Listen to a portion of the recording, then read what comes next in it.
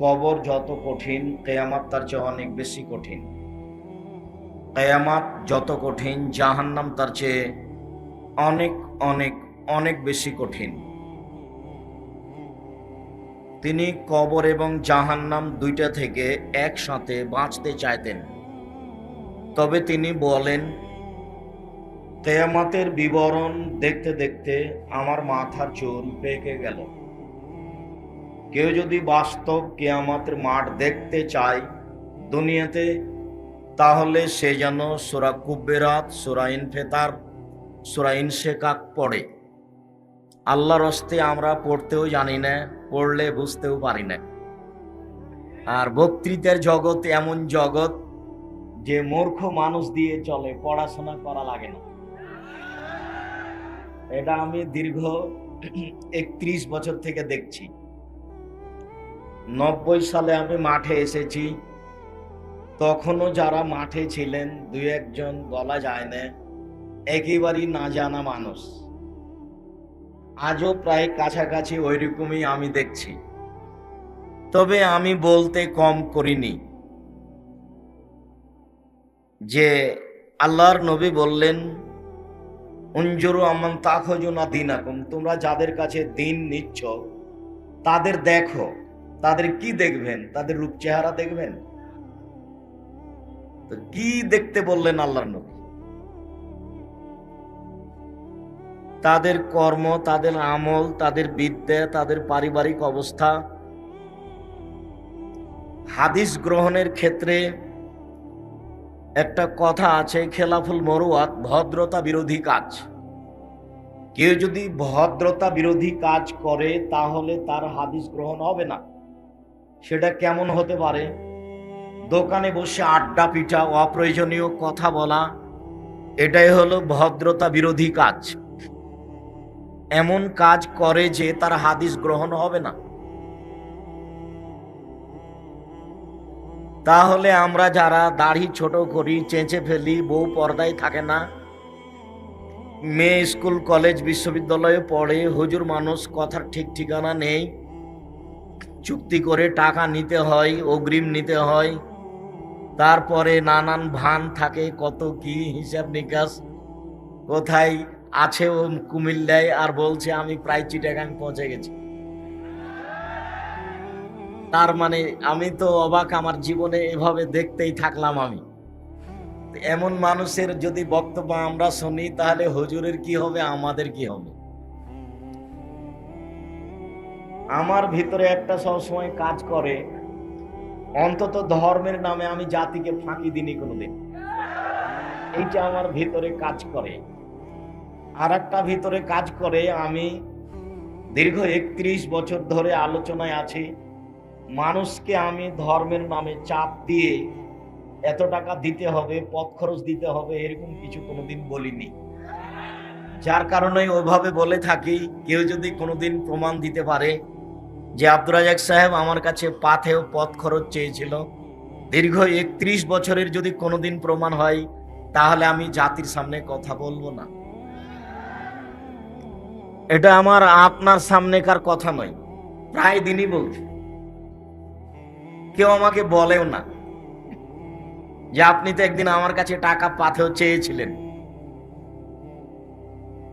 আমি এখান থেকে রাজশাহী যাব, রাজশাহী থেকে কুমিল্লা আসব, খাওয়ার জন্য লাইন রেডি করতে হবে, টাঙ্গাইলে খাওয়ার ব্যবস্থা, তারপর আপনার ঢাকায় খাওয়ার ব্যবস্থা, আগেই বলে দেওয়া লাগে না। মানুষ রিং দিয়ে বলছে, তারপরে আমার হয় না। কয়েকদিন আগে 14 গ্রাম না কোথায় যেন নাই, কুমিল্লা পার হলেই চিটাগাং মুখে, নাম আমার মনে নাই, অনুরোধ করে জানাচ্ছে এই লাইন দিয়ে পার হলে আপনি আমার হোটেলে উঠবেন, একটু কিছু খাবেন, না হলে এক কাপ চা খাবেন, আমার বিনীত অনুরোধ। প্রয়োজন আমি মনে করিনি। আমি আল্লাহর নেয়ামত পৃথিবীতে অনেক ভোগ করছি বলে আমার মনে হচ্ছে। তার মধ্যে সবচেয়ে যেটা উপস্থিত এখন ভোগ করছি সেটা হলো এই, যেটা আব্দুল্লাহ বলল, আমি স্বপ্নে কোনোদিন ভাবিনি জামিয়া সালাফিয়া রূপগঞ্জ, নারায়ণগঞ্জ, ঢাকার এই মাঠে জামিয়া বায়তুল হাম জামে মসজিদের জন্য 200 শতক জমি বরাদ্দ হবে। আর আর জমি সহ প্রায় 50 বিঘা জমির উপরে এই প্রতিষ্ঠান গড়বে। প্রায় যেখানে প্রায় 1 কিলোমিটারের কাছাকাছি অল্প জায়গায় বালু ভরাট করা হবে, তাতে প্রায় 500 শতক হতে পারে, 500-600 শতক হতে পারে। তো এইটার জন্য মাঝে মধ্যে সিজদা করে শুকরিয়া আদায় করি যে আমার মতো নিঃস্ব অসহায় মানুষকে এইভাবে তুমি অনেক কিছু দিয়েছো। কোনো চালাকি করা লাগে না, কোনো বৈঠক করা লাগে না, কাউকে কিছু বলা লাগে না, পরিকল্পনা করা লাগে না। এমনিতেই যে অটোমেটিক মেশিন যেমন অটোমেটিক হতে থাকে, আর এক শ্রেণীর মানুষ তাকে খুঁচিয়ে বিরোধিতা করার চেষ্টা করে। তারা আবার খুব কাছের মানুষ, তারাও জানে যে কৌশলে এগুলো হয় না, অতএব আমি যদি কৌশল করি তাহলে টিকবে না, তারপরেও তাকে করা লাগছে। আপনাদেরকে যত ক্ষতিগ্রস্ত দেখি, মাওলানা সাহেবকে তার চেয়ে বেশি আমি ক্ষতিগ্রস্ত দেখি। এত বিপদ ডেকে নেওয়া আসার তার কি প্রয়োজন আমি নিজেও বুঝি না। আমার জীবনে আমাকে কোনোদিন কারোর বিরুদ্ধে একটা বাক্য বলা লাগেনি, না বক্তৃতার জগতে, না এমনিতেই চলছি। যখন যেটা পেয়েছি তার চেয়ে আর একটা বড় রেডি হয়ে আছে। কিভাবে হচ্ছে সেটা আমি নিজেও জানি না। এতদিন মাসে বেতন লাগছিল 20 লক্ষ, জানুয়ারি থেকে প্রায় বেতন লাগবে 22 থেকে 23 লক্ষ। এক মাসের বেতন আমাকে যদি সংগ্রহ করতে বলা হয় তাহলে আমার বাকি জীবন কাজ করা লাগবে। মরা পর্যন্ত আরো যতদিন বাঁচবো এতদিন আমি যদি উপার্জন করি তো এক মাসের বেতন আমি করতে পারবো না। লক্ষ লক্ষ টাকা শিক্ষক শিক্ষিকাদের বেতন, হাজার হাজার ছাত্র ছাত্রী, কোটি কোটি টাকার জমি জায়গা, এভাবে হচ্ছে। আমি আপনাদের কাছে যেটা দুয়ার দাবি রেখেছি সেটা হলো এই, আল্লাহ তুমি আব্দুর রাজ্জাক সাহেবের কথাটা কবুল করো, তুমি জামিয়া সালাফিকে কবুল করো। এইটা আমার দাবি। টাকার কথাটা আগে নয়, টাকা আপনি দিলেও হবে, না দিলেও ইনশাআল্লাহ। আপনি না দিয়ে ফাঁকে পড়েন এটা আমি চাইনি। আর এই যে বাক্যটা বলছি এটা আমার কৌশল নয়। এই বাক্যের সাথে যেটা আমি বলেছি সেটা হলো এই যে আমার দৃঢ়তা কাজ করে যে পতিতালয়ের মহিলা যদি কুকুরকে পানি পান করিয়া জান্নাত যেতে পারে, জামিয়া সালাফি 10টা টাকা দান করলে এর বিনিময়ে জান্নাত হবে ইনশাআল্লাহ।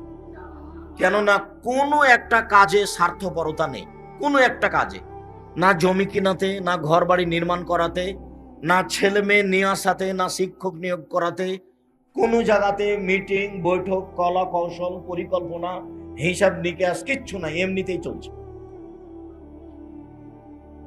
সব এমনিতেই। এবং কোনো প্রকার সমস্যা আমি তেমন বুঝতে পারি না। মানুষ খুব চেষ্টা করছে ক্ষতি করার, এইটা আমি আজ করতে পারি, কিন্তু পাল্টা তার ক্ষতি করার মতো আমার কাছে কোনো ক্ষমতা নেই। না আছে আমার বংশীয় ক্ষমতা, না আছে আমার সাংগঠনিক ক্ষমতা, না আছে আমার দলীয় ক্ষমতা, না আছে আমার আর্থিক ক্ষমতা। টাকা পয়সাও নেই, কিছুই নেই, নিঃস্ব ফকির মানুষ। সম্মানিত দিনী ভাই বোন, জাহান্নাম যত কঠিন, কিয়ামত তার চেয়ে অনেক বেশি কঠিন। কিয়ামত যত কঠিন, জাহান্নাম তার চেয়ে অনেক অনেক অনেক বেশি কঠিন। তিনি জাহান্নাম থেকে বাঁচতে চাইতেন, কবর থেকে বাঁচতে চাইতেন, তবে কিয়ামতের কথার ভয়াবহতা বলতে গিয়ে তিনি বলেছেন, কেউ যদি বাস্তব কিয়ামতের মাঠকে দেখতে চায় তাহলে তাকে সূরা কুব্বেরাত, ইনফিতার, ইনশিকাক পড়তে হবে। পড়তেও পারি না, পড়তে পারলে বুঝতেও পারি না, বোঝার চেষ্টাও করি না। যারা কামেল ফাজেল পাস করেছে, চাকরি পেয়েছে, মাসে বেতন পায়, ছেলে মেয়ে নিয়ে খায়, দিন কাটায়, তার নাম মাওলানা। যারা হুজুর বক্তৃতায় দেয়, এই জেলা থেকে ওই জেলা যায়, রাস্তাঘাটে খায়, টাকা পয়সা পায়, আহাল পরিবার নিয়ে সংসার চলছে, তার নাম হুজুর।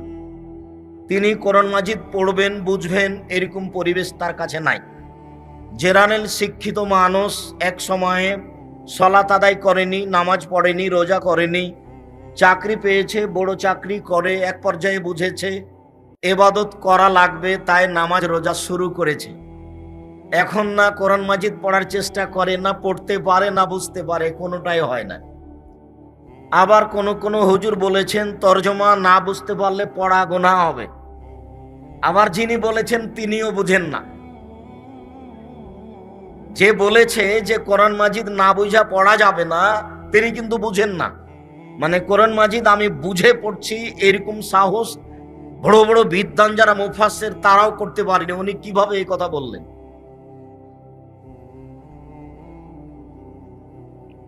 এই বিশাল কোরআন মাজিদ, বিশাল 30 পারা, আলোচনার এক পর্যায়ে বলেছে, এই ছেলে বসো, তোমার এটা কি প্রয়োজন? তুমি ওখানে উঠে বসে আছো কেন? তোমাকে এগুলো আগেই করতে হতো, এখন করতে হবে না। বন্ধ করো, নামো, ওইভাবেই নামো। দয়া করে কেউ কথা বলবেন না, আমি আপনাকে অনেক ভালোবাসি। পরিবেশ একটু 19-20 বুঝতে পারলে আপনাকে আমি দায়ী করব। আমি কোরআন হাদিসের কথা বলবো, আপনি দাঁড়িয়ে আরেকজনের সাথে গল্প করবেন, এত বড় অপছন্দ, নোংরামি, ফাইজলামি আমি পছন্দ করি না। আমি কোনোদিন অপ্রয়োজনীয় বাক্য বলি না। দীর্ঘ 31 বছরে কোনোদিন অপ্রয়োজনীয় বাক্য বলে থাকলে বক্তব্য দেব না। দীর্ঘ 31 বছরে কোনোদিন কেসা কাহিনী বলে থাকলে বক্তব্য দেব না। অতএব আমি কথা বলবো, আপনি নিজেকে সাধারণ মনে করে কারোর সাথে গল্প করবেন এমন দুঃসাহস করিয়েন না। রাসূল সাল্লাল্লাহু আলাইহি সাল্লাম কথা বলার পূর্বে পরিবেশ কত কন্ট্রোল করতেন তা কোনোদিন আপনি ভেবেছেন?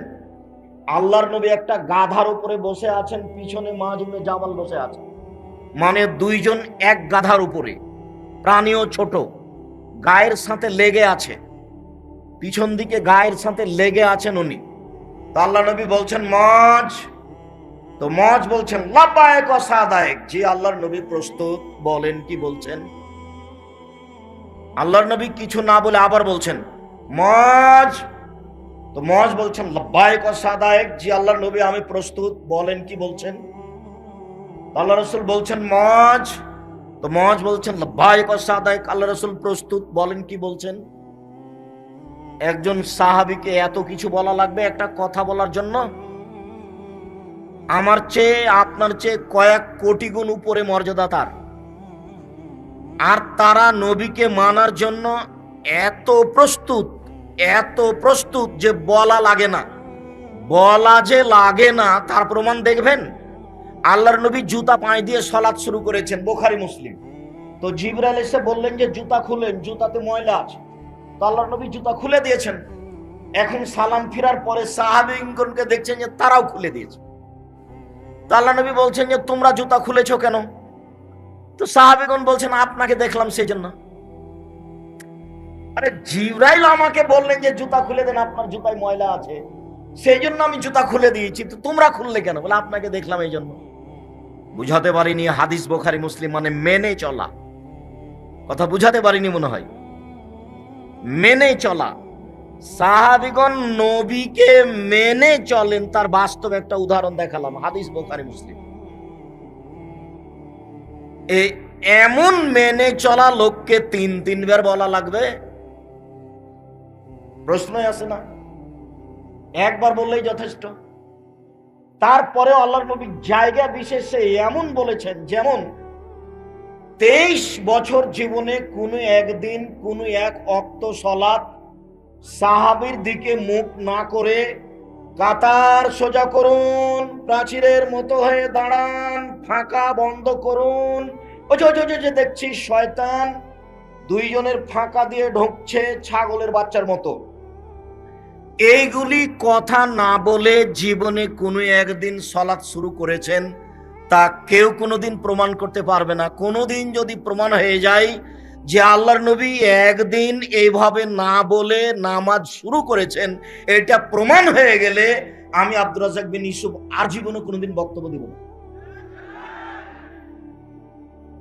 এই বাক্যটা কি নিয়ে যেতে পারবেন? কি বললাম আমি? এটা কি নিজে নিজে বলেন তো দেখি আমি কি বললাম?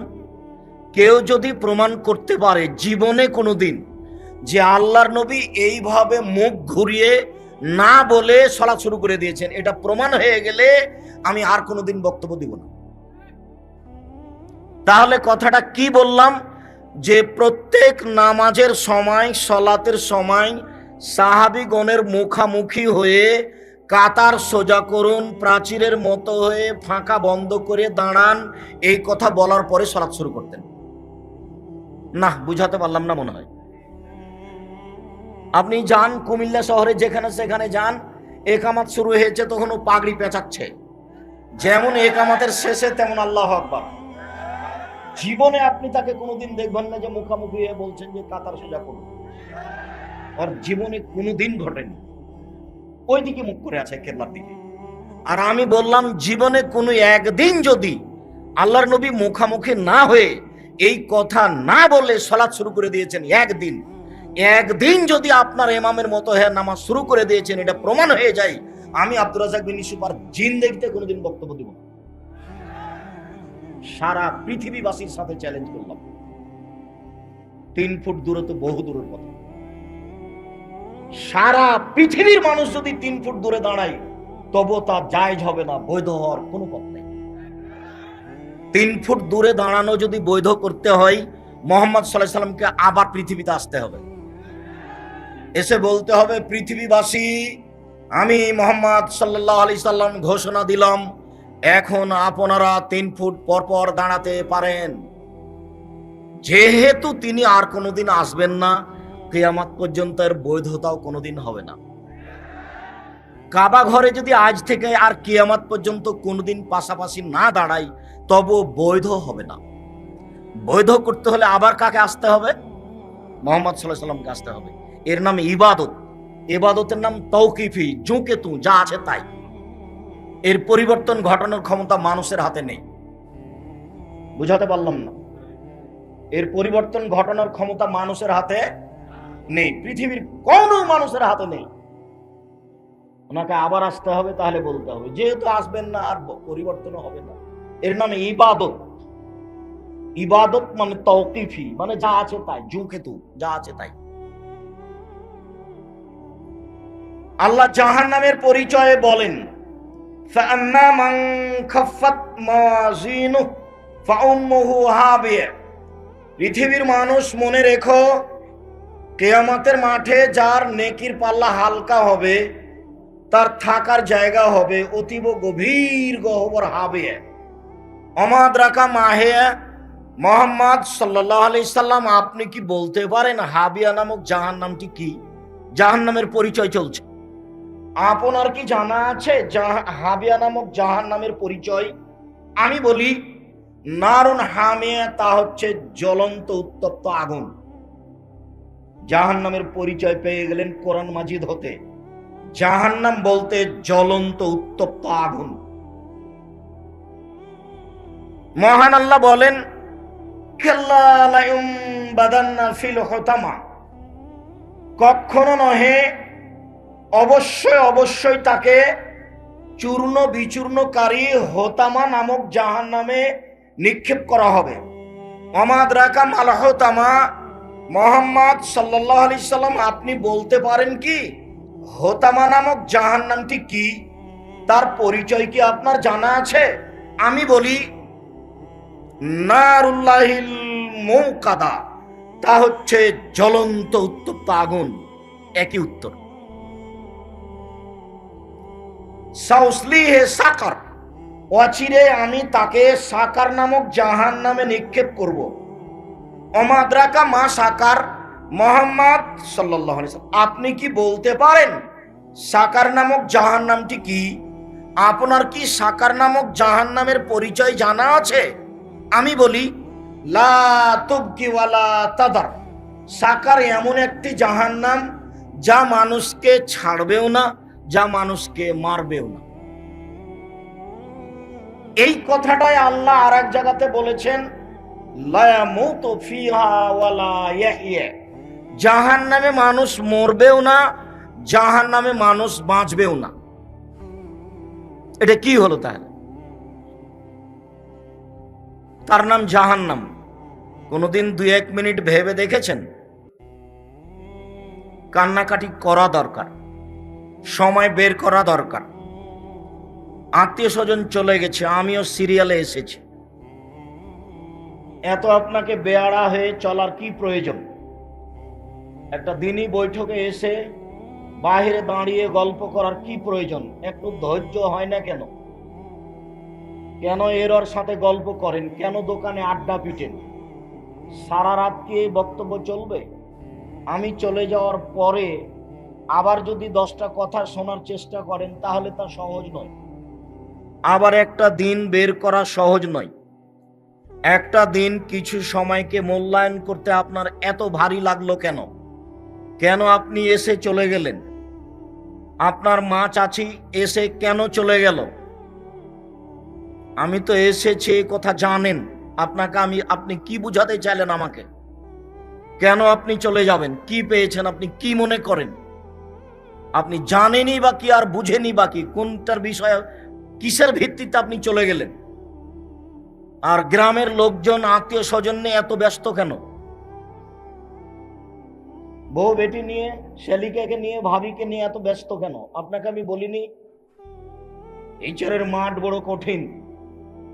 যেদিন আল্লাহর সাথে কথোপকথন হবে, দোভাষী থাকবে না, ফায়ানজুরু আইমান মিনহু, তখন সে তার ডান দিকে লক্ষ্য করবে, ফায়ারা মা কাদ্দামা মিন আমালিহি, পুরো জীবনের কর্ম সব ডান দিকে দেখতে পাবে, টপ টপ টপ টপ করে সব চলে আসছে, সব দেখতে পাবে পুরো জীবনের কর্ম। আবার যখন বাম দিকে লক্ষ্য করবো, ফায়ারা মা কাদ্দামা মিন আমালিহি, পুরো জীবনে একবারে দেখতে পাবে বাম দিকে, যা দেখবে ডান দিকে তা দেখবে বাম দিকে, একই দৃশ্য পুরো জীবন। ছাত্র জীবনে, শিক্ষা জীবনে, বন্ধু বান্ধব নিয়ে, বান্ধবী নিয়ে, মোবাইল নিয়ে যত কিছু দৃশ্য ঘটেছে করেছেন সব দেখতে পাবেন দুই দিকে। আপনি সাধারণ মনে করছেন? সামনের দিকে তাকালে আপনি জাহান্নাম দেখতে পাবেন। হাদিস বুখারী মুসলিম। আল্লাহে আল্লাহর কসম, আল্লাহে আল্লাহর কসম, আল্লাহে আল্লাহর কসম, আমি আব্দুর রাজ্জাক বিন ইউসুফ এই হাদিসের অনুবাদ এবং সারমর্ম বলতে সরিষার সমপরিমাণ কমবেশ করিনি। আল্লাহর কসম, আল্লাহে আল্লাহর কসম, আল্লাহে আল্লাহর কসম। হাদিস বুখারী মুসলিম, যা আল্লাহর নবী বলেছেন আমি সেটুকু বলতে আপনার সামনে সরিষার সমপরিমাণ কমবেশ করিনি, তবে আমি মানুষ।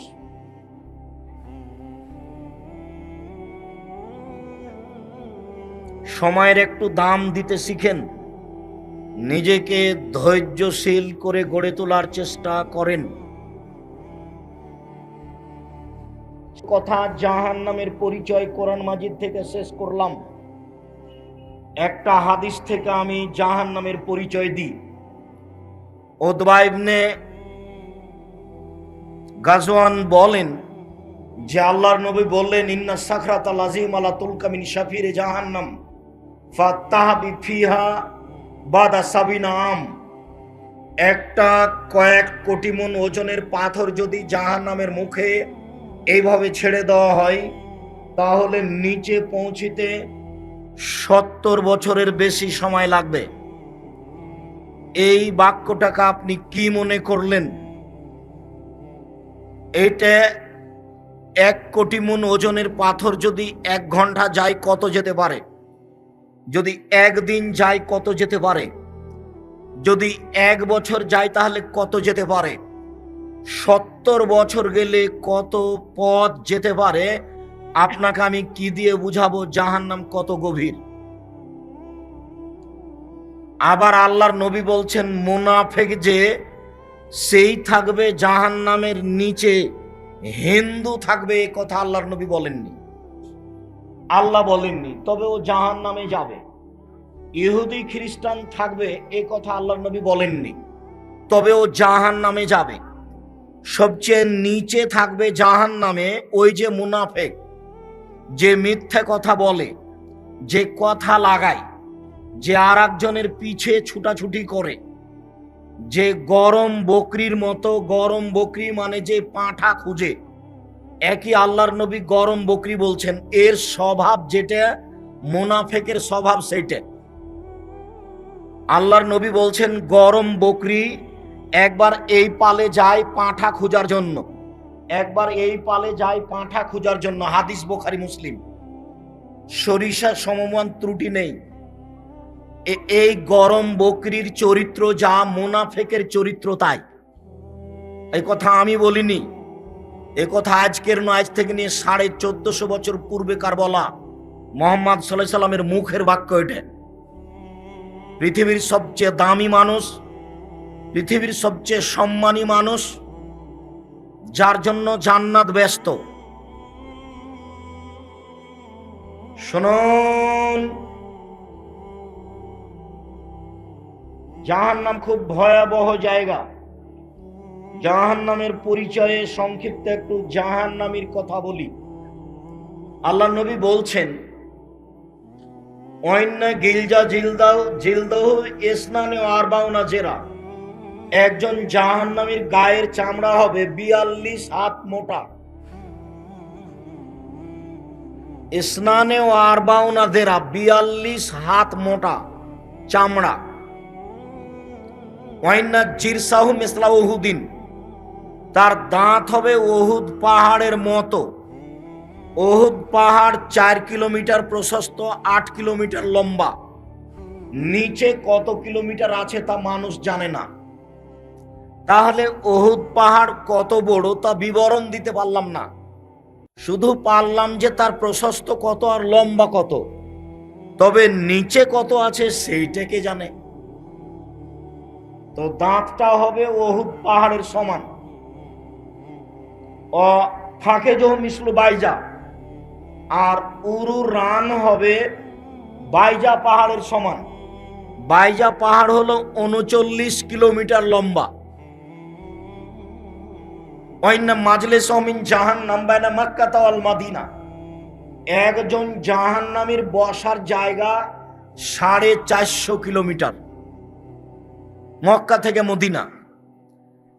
একজন জাহান্নামীর বসার জায়গা যদি 450 কিলোমিটার হয়, আর প্রতি হাজারে যদি 999 জন মানুষ জাহান্নামে যায়, তাহলে পৃথিবীর শুরু থেকে নিয়ে শেষ পর্যন্ত যত মানুষ এসেছে, যত মানুষ আছে, যত মানুষ আসবে, সবার যদি হাজারে 999 জন লোক জাহান্নামে যায়, আর একজনের বসার যদি জায়গা 450 কিলোমিটার হয়, তাহলে জাহান্নাম কত বড়।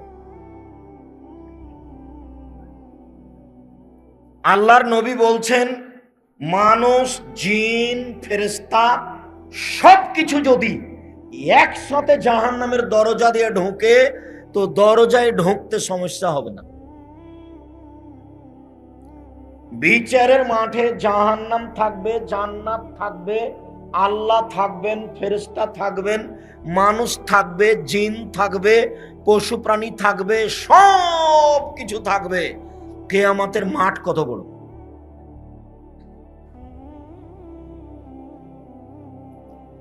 দুই এক মিনিট তো একটু কাজের ফাঁকে চিন্তা করতে হবে, তো করা উচিত। এমন কোন নামাজ, সলাত আল্লাহর নবী আদায় করেননি যেই সলাতের শেষে তিনি বলেননি সালাম ফেরার পূর্বে কথা কবুল হয় বেশি। সালাম ফেরার পূর্বে, সালাম ফেরার পূর্বে দুআয়ে মাসুরার দুইটা অংশ। একটা হলো আল্লাহুম্মা ইন্নী যালামতু নাফসি ফাগফিরলি, আর একটা হলো আল্লাহুম্মা ইন্নী আউযু বিকা মিন আযাবি জাহান্নাম। একবারে এই বাক্য দিয়ে শুরু, আল্লাহ তোমার কাছে আমি জাহান্নামের শাস্তি থেকে বাঁচতে চাচ্ছি। ওয়া আউযু বিকা মিন আযাবিল কবর, আল্লাহ তোমার কাছে আমি কবরের শাস্তি থেকে বাঁচতে চাচ্ছি। ওয়া আউযু বিকা মিন ফিতনাতিল মাসিহিদ দাজ্জাল, তোমার কাছে আমি দাজ্জালের বিপদ থেকে বাঁচতে চাচ্ছি। ওয়া আউযু বিকা মিন ফিতনাতিল মাহি ওয়াল মামাত, ইহকালের বিপদ, পরকালের বিপদ, ইহকালের বিপদ, পরকালের বিপদ হতে তোমার কাছে আমি বাঁচতে চাচ্ছি। ওয়া আউযু বিকা মিনাল মাসামি ওয়াল মাগরাম, তোমার কাছে বাঁচতে চাচ্ছি বড় পাপ হতে, তোমার কাছে বাঁচতে চাচ্ছি ঋণ কর্জ হতে, তোমার কাছে বাঁচতে চাচ্ছি বড় পাপ হতে, তোমার কাছে বাঁচতে চাচ্ছি ঋণ কর্জ হতে। ব্যাংকে ঋণ নিয়ে বাড়ি করবেন না। জানাজা আপনার হয়নি, আপনি যে মারা গেলেন, মারা যাবেন, আপনার জানাজা হবে না। ঋণ আছে যার, জানাজা নেই তার। হুজুর পড়িয়ে দিলেন যে আহা ইন্না লিল্লাহি ওয়া ইন্না ইলাইহি রাজিউন। শতকরা 95 জন হুজুর মিথ্যুক, শতকরা 98 জন মুফাসসির মিথ্যুক। 31 বছর থেকে বলছে এই বাক্য, 31 বছর থেকে। এমন কোন মায়ের বেটা দাঁড়ায় না যে আমার হুজুরের মিথ্যা কথা আপনি প্রমাণ করেন তো দেখি। আমার হুজুর ঘন্টার ঘন্টা বক্তব্য দিয়েছে, মিথ্যা কথা প্রমাণ করেন দেখি। আপনি খালি বললেই বিপদে পড়ে যাবে, বলা দেরি হবে না। কত দাঁড়াবে এই বৈঠক আপনাকে আমি কতবার দেখিয়েছি। কোরআন মাজিদের গায়ে যারা মিথ্যা কথা রেখে দিতে পারে তাদের কাছে ধর্ম বিকৃত করা কঠিন। কোরআন মাজিদের গায়ে যারা মিথ্যা কথা লিখে দিতে পারে, দোয়া খাতমিল কোরআন 31 বছর থেকে বলছে এই দোয়া নবীর বলা, এটা প্রমাণ হয়ে গেলে আমার জীবনে আমি কোনোদিন বক্তব্য আর দিব না। এক দুদিন থেকে বলিনি, 31 বছর থেকে বলছি। এই পৃষ্ঠাটা একটা ছোট্ট করে দেওয়া আছে, দোয়া খাতমিল কোরআন। যে লিখেছে সেও জানে না, যে সহযোগিতা করেছে সেও জানে না, যে সম্পাদনা করেছে সেও জানে না। এটা হলো সাদ্দাদের বাড়ির মতো, সাদ্দাদের জান্নাত। মানে সাদ্দাদের জান্নাত এটা কল্পনা, পরিকল্পনা। ঘুমের ঘরে ও আকাশে লন্ডনে চলে গেছে, লন্ডন থেকে ঘুরে এসে ঘুম ভেঙে গেছে। এটা হলো সাদ্দাদের কাহিনী। সাদ্দাদের কাহিনী সত্যতা প্রমাণ করা তো বহু দূরের কথা, আছে কোথায় এটা প্রমাণ করার জন্য 6 মাস সময় দিয়েছি। মানে আছে কোথায়, ঘটনাটা আছে কোথায়, এটা প্রমাণ করার জন্য কতদিন সময় দিয়েছি? 6 মাস। কেউ বলে না যে এখানে আছে, সত্যটা মিথ্যাটা পরে। এইভাবেই চলছে। শুনুন সম্মানিত দিনী ভাই বোন, জাহান্নামের পরিচয় সংক্ষিপ্ত ভাবে পেশ করলাম। জাহান্নামকে বিচারের মাঠে টেনে হেঁচড়ে নিয়ে যাওয়া হবে। আল্লাহ বলছেন ওয়াজিয়া ইয়াউমা ইযিন বিজাহান্নাম, জাহান্নামকে টেনে হেঁচড়ে বিচারের মাঠে নিয়ে যাওয়া হবে। তাহলে কোথাও রেডি আছে, প্রস্তুত আছে জাহান্নাম। মাটির নিচে থাক আর আকাশে থাক, যেখানেই থাক, মাটির নিচে আছে এ কথাই ঠিক। হেঁচড়ে টেনে নিয়ে যাওয়া হবে বিচারের মাঠে। আনাস রাদিয়াল্লাহু তাআলা আনহু বলেন, রাসূল সাল্লাল্লাহু আলাইহি ওয়াসাল্লাম বলেছেন, ইজা ইয়াউমুল কিয়ামা বিজাহান্নাম, বিচারের মাঠে জাহান্নামকে টেনে নিয়ে যাওয়া হবে। ওয়ালাহা সাবুন আলফা জেমাম, জাহান্নামের গায়ে 70,000 লোহার রশি থাকবে। মা কুল্লে জেমামিন সাবুন আলফ, আর প্রত্যেক রশির সাথে 70,000 ফেরেশতা থাকবে। তাহলে রশি থাকবে 70,000, আর এক একটা রশিতে ফেরেশতা থাকবেন 70,000। তাহলে কত হাজার ফেরেশতা হলো? সম্মানিত দিনী ভাই বোন, ফেরেশতা টেনে নিয়ে যাবেন জাহান্নামকে বিচারের মাঠে। জাহান্নাম কথা বলতে পারে, অবাক। এটাই অবাক যে জাহান্নাম কথা বলতে পারে। এইদিকে এই ছেলে, তাহাজ্জাতিল জান্নাত ওয়ান নার, জাহান্নাম এবং জান্নাত বিচারের মাঠে আল্লাহর সাথে ঝগড়া লাগিয়ে দিবে। এই দেখেন জাহান্নামের ঝগড়া, জাহান্নাম বিচারের মাঠে তর্ক লাগিয়ে দিবে। জাহান্নাম কথা বলতে পারে, বলবে উসিরতু বিল মুতাকাব্বিরিন ওয়াল মুতাজাব্বিরিন, আমার ভিতরে স্বৈরাচারী, স্বেচ্ছাচারী, অহংকারী, বদমেজাজি কেন? এইটা হলো তার তর্কের কথা আল্লাহর সাথে। আল্লাহ, আমার ভিতরে স্বৈরাচারী, স্বেচ্ছাচারী, অহংকারী, বদমেজাজি কেন? তখন আল্লাহ বলবেন, ইন্নামা আনতি গাজাবি, ইন্নামা আনতি আজাবি। এই জাহান্নাম, তুই আমার রাগ, তুই আমার ক্রোধ, তুই আমার শাস্তি। ওয়াজ্জাবে বেকমান আশমিন ইবাদি, তোকে দিয়ে শাস্তি দিব আমার বান্দার যাকে ইচ্ছে, তোকে দিয়ে শাস্তি দিব আমার বান্দার যাকে ইচ্ছে, তোকে দিয়ে শাস্তি দিব আমার বান্দার যাকে ইচ্ছে। এই জন্য তোর ভিতরে স্বেচ্ছাচারী, অহংকারী, বদমেজাজি যারা, তাদেরকে দিচ্ছি। জাহান্নামের কথা। ফাস্তাকাতিন নারা ইলা রাব্বিহা, যখন জাহান্নামকে রেডি করা হলো, প্রস্তুত, তখন জাহান্নাম আল্লাহর কাছে অভিযোগ করলো, অভিযোগ করে বলল, রব্বি ইয়া কলো বাজি বাজান, আমার কিছু অংশকে ধরে খাচ্ছে, এইদিকের আগুন ওই দিকের আগুনকে ঝাপটা মেরে ধরে খাচ্ছে, তা আপনি কি আমার ভিতরের শাস্তি একটু হালকা লাঘব করবেন? ফাওয়াজানা বিনাফসাইহি নাফসাইনে। তো আল্লাহ বলেন, আচ্ছা আচ্ছা ঠিক আছে জাহান্নাম, তোমার আমি অভিযোগ মেনে নিলাম। দুইটা শ্বাস দিয়ে, একবার শ্বাস ছাড়বে আর একবার শ্বাস নিবে। যখন শ্বাস ছাড়বে তখন পৃথিবী 6 মাস গরম থাকবে, আর যখন শ্বাস নিবা তখন পৃথিবী 6 মাস ঠান্ডা থাকবে। জাহান্নাম কথা বলতে পারে। জাহান্নামের খড়ি হচ্ছে মানুষ ও পাথর। জাহান্নামে কোনো আগুন থাকবে না, মানে কোনো পাথর থাকবে না, কোনো কয়লা থাকবে না, এসব কাঠখড়ি থাকবে না। পাথর আর মানুষ হলো জাহান্নামের খড়ি। সম্মানিত দিনী ভাই বোন, জাহান্নামীদেরকে পিছন দিকে হাত বেঁধে জাহান্নামে নিয়ে যাওয়া হবে। কেন? অপমান করার জন্য। জাহান্নামের উল্লেখযোগ্য শাস্তি হচ্ছে আগুন। আগুনের পাহাড়ে উঠবে ও নামবে। মিনহুম মান তাখুযুন নার ইলা কাবাইহি। কারো কারো জাহান্নামের আগুন হবে টাকনো পর্যন্ত, কারো হাঁটু পর্যন্ত, কারো কোমর পর্যন্ত, কারো নাক পর্যন্ত। জাহান্নামের উল্লেখযোগ্য শাস্তি হচ্ছে জাক্কুম গাছ, কাঁটাযুক্ত গাছ। যেই গাছে কাঁটা আছে, শুধু 1000 বছর ক্ষুধায় খাওয়ার জন্য চাইতে চাইতে যেটা দেওয়া হবে সেটা হলো জাক্কুম গাছ। মুখে দেওয়ার সাথে সাথে গলায় বেঁধে যাবে, না ভিতরে যাবে না বাইরে আসবে।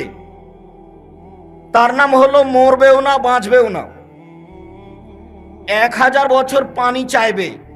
ফাসুকুমান হামিমা ফাকাতামাহুম। তারপর রক্তপুঁজ মিশ্রিত জ্বলন্ত উত্তপ্ত গরম পানি দেওয়া হবে। মুখের পাশে আনার সাথে সাথে নিচের ঠোঁটটা জড়িয়ে নিচে যাবে, উপরের ঠোঁট জড়িয়ে উপরে যাবে। মুখে পানি দেওয়ার সাথে সাথে শরীরে যা সব গোস্ত থাকবে, চামড়া সব ঝরে পড়ে যাবে, হাতে হাতে শুধু হাড় হাড্ডি থাকবে। এ কথা আমি বলিনি, এ কথা মুহাম্মদ সাল্লাল্লাহু আলাইহি সাল্লাম বলেন, এ কথা আল্লাহ বলেন। জ্বলন্ত উত্তপ্ত গরম পানি, সেটা আবার রক্তপুঁজ মিশ্রিত। জাহান্নামের উল্লেখযোগ্য শাস্তি হচ্ছে বিচ্ছু, সাপ, হাতুড় দিয়ে পিটানো। সম্মানিত দিনী ভাই বোন, জাহান্নাম থেকে বাঁচার জন্য কয়েকটি কথা থাকলো। এই ছেলে, একদিকে এক খেয়ালে চেয়ে থাকেন। জাহান্নাম থেকে বাঁচার জন্য কয়েকটি দোয়া। আর যে বই থেকে নকল করছি সেই বইয়ের নাম উপদেশ। জানি না বই পুস্তক কিনছেন কিনা, কিনেন কিনা। সব কাজ আমার উপর চাপিয়ে দিয়েন না। মাসিকাল ইতেসাম পত্রিকা দীর্ঘ 5 বছর থেকে বের করছি। 1 মাসের পত্রিকা ফতোয়া বোর্ড ছাড়া আমি বের করিনি। 10 জন মুফতি আছে ফতোয়া বোর্ডে, 10 জন মুফতি, যারা এদেশের সবচেয়ে বড় বড় আলেম, যাদের বেতন 30,000 থেকে 35,000 পর্যন্ত, যাদের সম্মানের জন্য ভিন্ন বাবুর্চি আছে। ওই বাবুর্চি অন্য কোনো রান্না করে না, শুধু তাদের জন্য রান্না করে। তাদের নিয়ে আসার জন্য পার্সোনাল গাড়ি আছে, তাদের সম্মানের জন্য পার্সোনাল ড্রাইভার আছে। তারা হচ্ছে এই মাসিকাল ইতেসাম পত্রিকার মুফতি। 50টা করে প্রশ্নের উত্তর আছে। আমার বলার পরেও যদি আপনার বাড়িতে মাসিকাল ইতেসাম পত্রিকা না থাকে, তাহলে আপনি কতটুকু দুঃখিত, আমি খুব বেশি দুঃখিত। তার মানে আমি এক চুল শ্রম ব্যয় করতে কম করিনি। নিজে মুফতি দিয়ে, বেতন দিয়ে, টাকা দিয়ে। কাজেই মাসিকাল ইতেসাম পত্রিকা আপনার বাড়িতে থাকবে, এটা জরুরি।